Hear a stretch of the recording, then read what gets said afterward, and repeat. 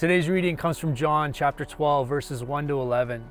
6 days before the Passover, Jesus came to Bethany, the home of Lazarus, whom he had raised from the dead, and there they gave a dinner for him. And Martha served, and Lazarus was one of those at the table with him.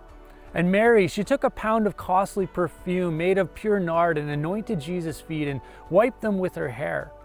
The house was filled with the fragrance of the perfume. But Judas Iscariot, one of his disciples, the one who was about to betray him, said, "Why was this perfume not sold for 300 denarii and given to the poor?"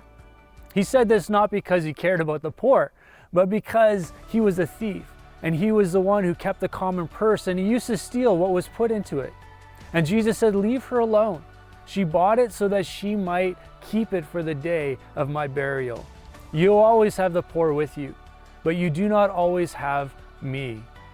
When the great crowds of the Jews learned that he was there, they came not only because of Jesus, but also to see Lazarus, whom he had raised from the dead. So the chief priests planned to put Lazarus to death as well, since it was on account of him that many of the Jews were deserting and were believing in Jesus.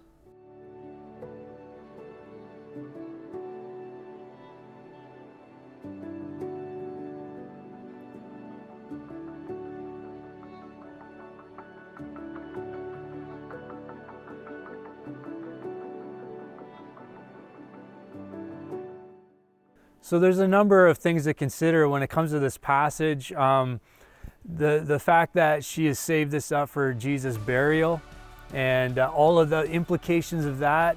There's also some Old Testament imagery going on here in terms of the prophets. When the kings were anointed, they were anointed with oil as king, and so there's imagery of kingship. But I want to dig into something maybe a little bit different. I want to dig into what it cost. This perfume was very expensive. In fact, 300 denarii minus some of the Sabbath days throughout the year. This is getting very, very close to a year's wages in terms of value. And that just struck me as I thought about this moment. Mary comes and she takes what is equivalent to a year of her life and she pours it out on the feet of Jesus. This Easter season, let's consider the fact that we are called on this journey to the cross to pour out our lives, to take that which represents our lives, our gifts, our talents, our abilities, our time, and we pour it out at the feet of Jesus.